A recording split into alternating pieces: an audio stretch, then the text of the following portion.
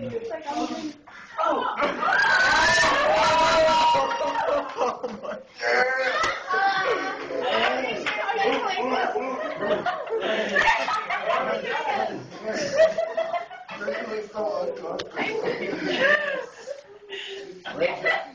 your animal.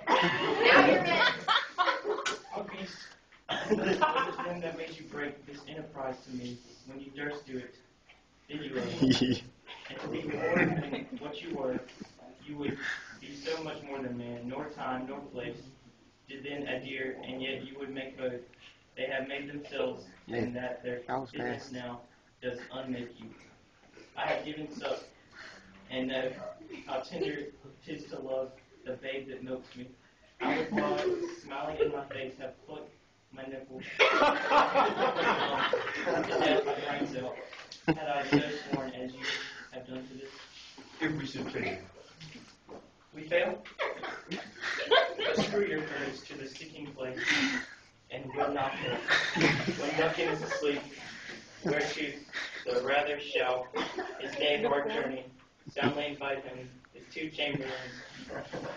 Well, I with wine wassail so convinced that memory, the water of the brain, shall be a fume, and the receipt of reason a limbeck only, when in swinish sleep their drenched nature lie as in death, what cannot you and I perform upon the unguarded Duncan, what not put upon his spongy officers who shall bear the guilt of our great quarrel.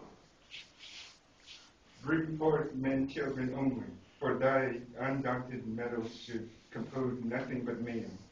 Will it not be received when we have marked with blood those sleepy two of his own chamber, and use their very daggers that they have done? Who dares receive it, other, and we shall make our griefs and claim reward upon his death? I am settled, and bend up each corporal agent to his terrible feet. Away, and mark the time with their show. False faith must hide what the false heart doth.